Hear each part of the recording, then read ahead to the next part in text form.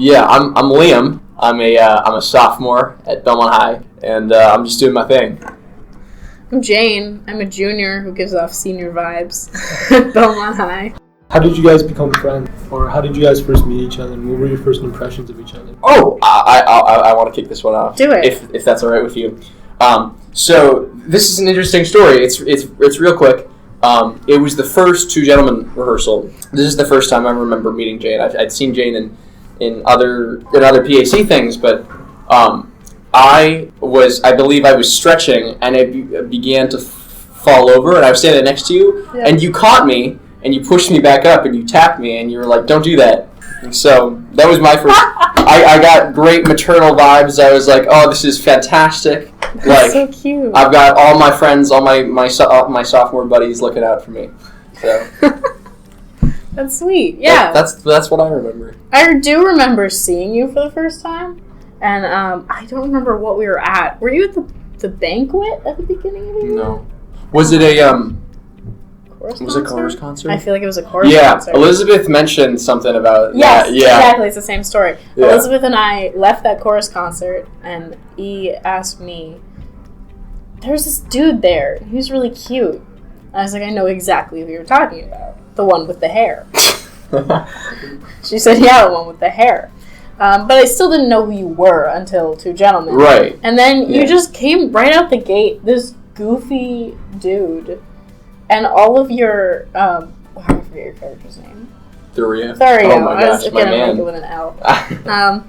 All your Thurio bits were so funny, and your like dancing and your physicality from day one was so funny. It's like, I have to be friends with this person. You got it. You just and I did it. So. Yeah, I totally got that vibe when I saw Two Gentlemen. Like, and even in Little Shop, you were so lovable villain, right? Like, you're evil and you're doing evil things, but you're so lovable. And I thought that was such a strange contrast with your personality, because I've known you for about a year, and you're the nicest guy I've ever known. Like, one of the nicest people in the world. And your guy is like beating women and like killing people. No, it was weird. I mean, for me, it was really uncomfortable. I mean, you can ask Valentine, who played Audrey. Every time I got off the stage after doing that slap scene, I would like shudder and just like feel disgusting. I was like, I can't do this anymore, and I thought about talking to the director about it, just because, like, I don't know, I'm always cast in those kinds of roles. I'm always like the asshole guy, which I'm okay with. Like, it's fun playing the asshole, but it's like it can get tough. You know what I'm saying? I heard you go off stage once and go, "I'm so sorry. I'm so sorry." It was so Liam. Well, I'm so sorry. Yeah, that's how it goes. But no, it was fun. I mean, like, I had a great time, obviously. Jane, I remember in Two Gentlemen, you played Julia, right? Yeah. Were really emotional when your boyfriend was cheating on you. Yeah. And you were crying almost at one point, right? Yes. Were those real tears, or how does that? I stage cried every night because, like, I fashioned it basically after a panic attack. It was like, I'm watching Proteus do this horrible thing. I'm going to have a panic attack. And so I would stand behind Elizabeth, and even though it wasn't my scene, kind of just be that one kid who's on stage crying, which stage crying is real crying, but you just are on stage while you do it. So how does that work? You just think of something you really hate or really... Yeah, you got to, like, keep your eyes open for a while, and then mimic the breathing pattern of crying or hyperventilate. Of panic. Yeah, you hyperventilate a little bit until you start to tear up. And then at that point, you're in the moment so much that you can pretty much just freely cry. It's really weird, though, because you have to get used to, I'm trying to cry in front of other people. There's this very specific moment on stage, I feel like, in any difficult acting situation where, like, your brain switches and your brain's in the moment and you completely become the character. And so true. That can be so hard for some people to tackle, and I mean, I think it's hard for everyone to tackle, but I think, like, it's so surreal when that happens, because you have such a difficult time kind of distinguishing between yourself and that character at that point while you're still on stage, and it's the most empowering and the most terrifying thing. Especially for you, because you play asshole. Exactly, right? That's the problem, right? I'm like, oh, where does the asshole start and where do I end, right? That was Act 5, Scene 3, and Elizabeth and I still talk about it because the first time we did it, it was so panic-inducing for both of us. Even though we were just acting panicked, we did it and we were like, we can't do this. I remember, like, I don't know if I was there, but I remember, like, it was like the first or second time you guys had done that, and then Elizabeth comes up to you and she goes like, holy fuck. And then all the townspeople come on stage and it's just like, oh, it's... Everyone's here, yeah. Whoa! And then you have to switch so quickly. Yes, yeah. Which was weird for us even though we're just acting. It was a really difficult scene, I think. And I think we had a lot of conversations about that scene. But that is the scene that I get the most compliments for. Is it? It's the one that people are like, I remember that moment, or the moment at the end. Right. Which is cool. Yeah. I mean, it's so hard to come on during that scene. It kind of, because, I mean, like you said, it kind of does get a little glossed over. Like, I think we tried to do our best not to do that. But Shakespeare wrote it. But Shakespeare wrote it like that, you know? Is that it was kind of glossed over at the end. Kind of the gravity of what had just happened. And it was hard for me because, as well, I mean, obviously not nearly as hard as it was, but it was hard for me to kind of get into that character at that point because, like, I feel like acting is, in that way, is kind of like... It's dangerous. Yeah, it's real dangerous because it's like, you know, I mean, people talk so much about how theater kids are so emotional, but it's like... Yeah, we suck. We suck. No, we do. We're awful. It's just because, like, acting is such an emotional experience where you really have to channel your emotions and really have to bring those out, and sometimes you just lose control over those. Mm-hmm. So I feel like that's kind of where that... I feel like that's an experience that's, if you don't act, it's kind of hard for you to understand. It's hard for us to understand as actors. What's going on? Yeah. Ever. Do you think those characteristics, do you think it affects other parts of your life, like outside of the theater? Yes. Oh my God. Two Gentlemen was so real because things, you know, obviously Elizabeth and I weren't getting married or, you know, running around, but there were weird parallels to the script and our lives at the time, and things kept happening in the real world that were parallel to Two Gentlemen. And so it was just really odd because even though it feels sort of pretentious to align myself with Shakespeare in that way, we kept having moments of, oh, it's like that line that you say in that scene. It was really fucked up, and it would mess up your perception of your own life because of how your character reacts to it, which is dumb. Yeah. That can be a really big problem for a lot of really good actors because that character is so... You've trained yourself for so long to ingrain that character in your brain that, you know, that character kind of sticks with you a while after the show ends.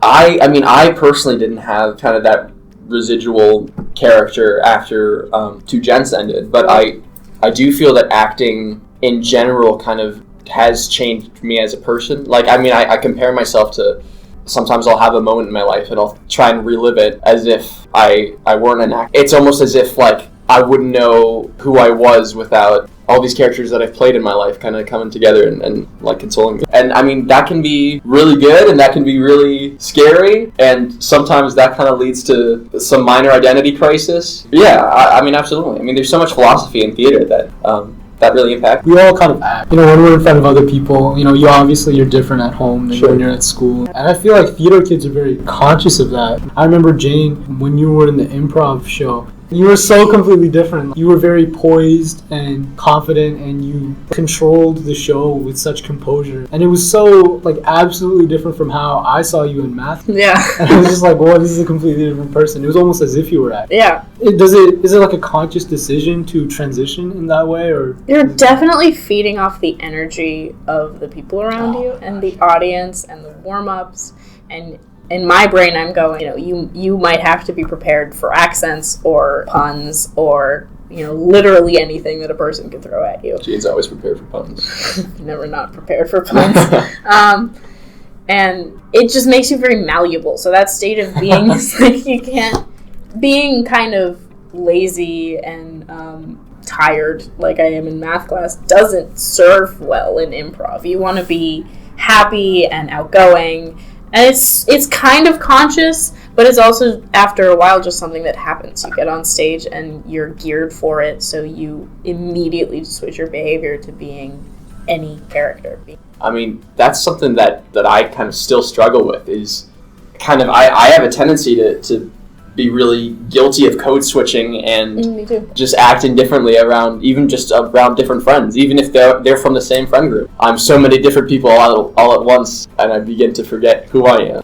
Do you find that it's easier to lie? It's so easy. Yeah. It's so easy. I don't necessarily think it's easier to construct lies. I feel like I still have to prepare to lie, but I feel the initial decision to lie to someone It's so much easier. is so much easier to do because you do it all the time, you know? I'm always on it for a lie. Really? It just happens. I spilled red makeup all over my bathroom floor the other night, and I was hurriedly bleaching it, and my mother came upstairs, and I had the door closed, and she's like, "What are you doing?" I was like, I'm cleaning my bathtub, because I didn't want to tell her that I had spilled makeup all over my floor. I was like, "I'm cleaning my bathtub. I don't want to open the door. I'm right in front of it." And she's like, "All right, whatever." But Whatever. That's something I've noticed about you, is not your propensity to lie. Thank you. Thank you very much. Is just like the kind of shit you come up with is just so wild. It's like such another dimension. Not necessarily like a higher dimension,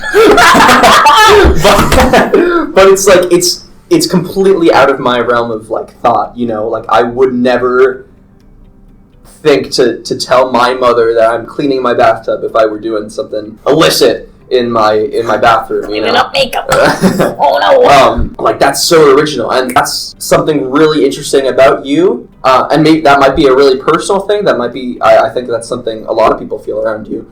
But you have these ideas, and I think it comes down to your wit, and your ideas come so quickly. Is that ever influenced by the characters you play or the type of things you do in the PAC, or is that just has always been part of your character to I be able guess sometimes. Oh my god, yes, during Little Shop. I just the environment of being backstage all the time. People are so stressed that I try my hardest to make everyone feel better or not add to it. So, thank everyone for everything all the time. Yeah. Tell people when they're doing something good. Quiet people when they're being too loud. Those were all habits that made their way into my real life during Little Shop. My family was in town for that show, and I was leaving the house, and my mom told me something as I left. And I thanked her with no reason to thank her, but I also did it like, "Thank you!" as this sort of dismissive way that you thank people when you're just in a very stressful environment. Yeah. And this weird backstage etiquette has made its way onto everywhere else in my life. I feel like a lot of people, especially people who aren't part of the PAC or part of a theater group, not necessarily look down on theater groups, but stay away just because like it can be such like a cult? A cult? Yeah. Like we have all these weird like games and traditions we do, you know? Yep. And they're weird looking in from the outside. Like after every show we all run into the chorus room and start screaming Leroy Jenkins. Yeah. Yeah. It's like the little things too, like 5 minutes to curtain, thank you 5. Yeah. And everyone goes, thank you 5, thank Yeah. you 5, thank you 5, thank you 5. Yeah. And it'd be weird to anyone else. Yeah. And I start thinking, oh, they're all just part of this establishment and they're all just repeating what they're told, and Mr. Flam could say anything and they would agree, because yeah, exactly. And I started feeling like that, which is there's some truth to it, but like it's not. I don't think it was quite as bad as I was making it out to be. But I realized that was really influencing the way I was behaving during Little Shop, and I was this really distant person backstage, which was weird because I was also one of the main roles, so it was this weird balance of going on stage and being so energetic and coming backstage and kind of being so suspicious of everyone. You had this emptiness. Did I really? Yeah, sometimes you'd come off stage and hi London, what's going on? Because I was one of the urchins in Little Shop and we were bop-bopping all over the place. So it was constant energy and optimism. And so I sort of got into that, and I'd be like, "Oh, Liam, how are you? What's going on?" And you just this blankness, this inside blankness. But I know that that's not you, so it didn't bother me. So it's so interesting to me because you talk about how cult-like in some ways that the PAC is, but I feel like the PAC also has a reputation for being very inclusive. Because if you look at the people in the PAC, they don't all look the same. They all look very different. But also, it seems to be like a herd mentality. Yeah, that's real. I think it's about how much you invest in it. Mm-hmm. It took me Two Gentlemen and Little Shop to figure this out, kind of. If you're in the PAC, you can have a fantastic time in the PAC. I've had a fantastic time in the PAC, but you can't put all of your chips in. You can't. The kids who are happiest in the PAC, I've found, are the kids who also do sports. Yeah. Or also do Model UN, or are busy doing something else. So all their friends and all their social life and all their love isn't in the PAC. You got to spread it out, because then if there's stress there, which there is every show. A lot, yeah. A lot of stress. If there's stress there, you can go somewhere else and you can talk to someone else. And you got to keep a network, which is hard to establish, but you have to be willing to, seek out other groups. Diversify. Yeah. And then I think if you balance that, then the PAC is a beautiful and inclusive place. My favorite moments were freshman year. I was in improv. And the improv captains at the time were Rafi Manjikian and Nick Borelli. And Nick Borelli especially, and I became really good friends. And we worked on a film together. It was fun. They did some voiceover work for them. But more importantly is the day-to-day. I would walk into improv and they would greet me and they would say hi, and they knew my name, and it was they at the time juniors who brought me into the fold, which was super cool, and those were some of my favorite memories. Especially as a freshman, you're like, whoa, juniors like me, whoa. Yeah, you're like, ooh, I'm the cool kid, and then that goes away, and then you're just another theater nerd. Ooh. But I think the theater, I don't know, I feel like at least Belmont High School, looking in from the outside, there's definitely a lot of respect given to theater people. Yeah, we're fortunate for that. Yeah, I mean, I think we're so lucky to have such a talented group of people at Belmont High. I think that's where a lot of the respect comes from, is that I think we do put on really good performances, and we have so much work goes into, on all sides, not just the students. Being in theater, you end up going to theater performances at other high schools, and we're very, very fortunate to have theater be so devoted. Do you think there's anything like special, like after going to other theater performances at other high schools, do you think there's something that makes Belmont High School PAC in particular special or stand out?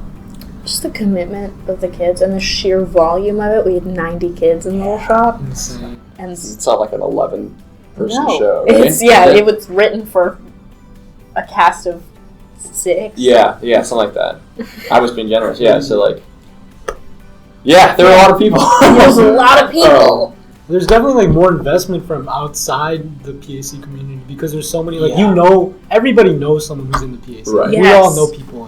That was so interesting to me when I first joined, is that everyone recognizes you. That's so cool. And it's so weird. That's so like I went to get coffee at Black Bear Cafe, and the barista there is like, "Oh, what's up, dentist dude?" And I'm like, "Whoa, this guy knows me." And I'm working at the Belmont Country Club, and some people recognize me there, and it's so funny to be working for them, It's like how emotional the PAC is for you. Like you've described, like how it takes a lot of emotional energy to do that. What happens if you're just not having a good day? Like something personal has happened to you. If it's not a good day, like something's happened, and you just have to put on a happy face, or you have to cry. Like, how do you deal with that? Well, it depends. Sometimes it's just push this thing away. You don't need this right now. Sometimes it's you can find people there who will support you through it. And one time I had a full panic attack on stage during the first dress rehearsal of Two Gentlemen. Oh my gosh, yeah. And I was crying. And I, did my scene. I kissed Eli, whatever, as we do. And but I went off stage and I just went to the band room and I just had a panic attack. And Alice Turner came back and they comforted me and, they made me feel better. And you can find people who will support you if you absolutely can't ignore it. And you shouldn't ignore it, that's unhealthy, but I tend to ignore it. If I have I thought my appendix had burst. And I had an improv show that night. And so I took a lot of painkillers and I ignored it. Someone told me that as the curtain closed, they could see me crouch and go, no. Because I just ignored it. It's it's all fine. We're going to go through the improv show and then I'm going to keel over and cry. because I'm in a lot of pain. Anything like looking forward to, you want to work on? I'm excited to be a senior, I guess. Senior slide, right? Yeah, I got a senior slide again. Again. Again. Yeah, junior slide hit you harder. Senior sliding in junior year, yeah. We're all going to be there at one point. You know? Absolutely. We've either been there or we'll be there. I just want to be, I want to be there to help. I want to have a good time. I'm going to try to live for myself a little bit next year. I've been doing that very, very slowly. Like, the people who you don't enjoy, you don't have to make their lives better. And the people who you do enjoy, seek them out, find them, give them your energy. That's sort of what I'm working on, and I'm hoping that work is going next year, a better year, and I look forward to that year.